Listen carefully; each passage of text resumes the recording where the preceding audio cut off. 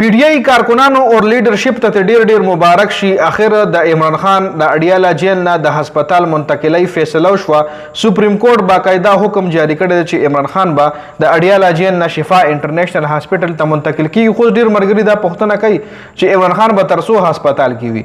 آیا بس بو به زګینټنی مکه وس ټریټمنټو کې واپس په اډیاله جیل تراولي یا به یو ورځ تر یا به دوه ورځې تر؟ نو په دې هم ډیټیل سره خبره کو چې عمران خان به سور وزو د پاره په اډیاله جیل نه بهر ویو د شفا هاسپټل کې به وي.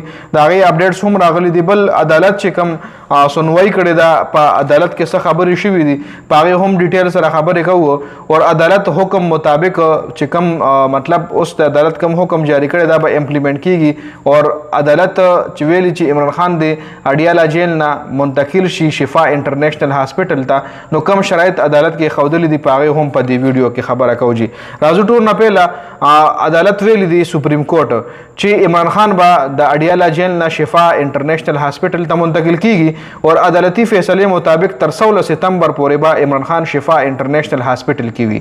په 16 ستمبر به دوباره عدالت لګي نو پاغه کې بیا فیصله کیږي. خو اوس فلحال دا فیصله شوی چې 16 ستمبر پورې به عمران خان په شفا انټرنیشنل هاسپټل کې ټریټمنټ کیږي او عدالت ویلي چې راتلونکي 48 غنټو کې د دننه عمران خان د شفا هاسپټل ته منتقل کړل شي. خدا خو عدالت حکم جاری شو. بل په عدالت کې چې کوم ایډوکیټ جنرال دی ګوره ایډوکیټ جنرال چې کوم دی دا عمران خان وکیل دی او اټارنی جنرال چې کوم دی دا د حکومت وکیل چې کوم دی غلا اټارنی جنرال ویل کیږي او ایډوکیټ جنرال چې کوم دی دا عمران خان وکیل دی.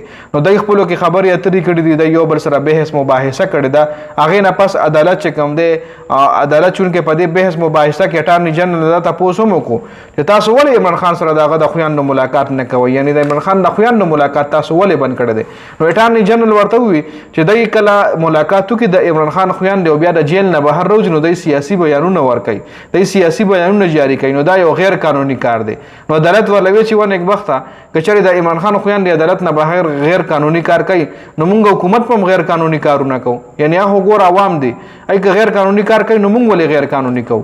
موږ هم غیر قانوني کار کوو د ملاقاتو نه پریدو. دا یو غیر قانوني کار دی چې د موږ ملاقاتو ته نه پریدو.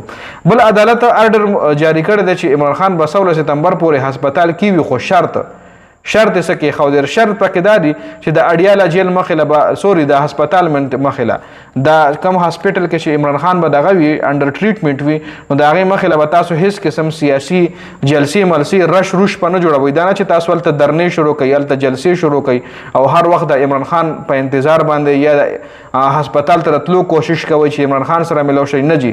دا بنوي هیڅ قسم پولیټیکل اکټیویټي به تاسو د هسپټل مخله یا په هسپتال کې دننه نه کوي. جی دا شرط چې کوم دی دا ورله عدالت کې خو درې چې صحیح ده عمران خان باډیاله جیل نه منتقل کړ دي شي خو تاسو به هیڅ قسم اکټیویټي پولیټیکل اکټیویټي د اډیاله جیل مخله نه کوي. جی دا سوري د هسپتال مخله نه کوي.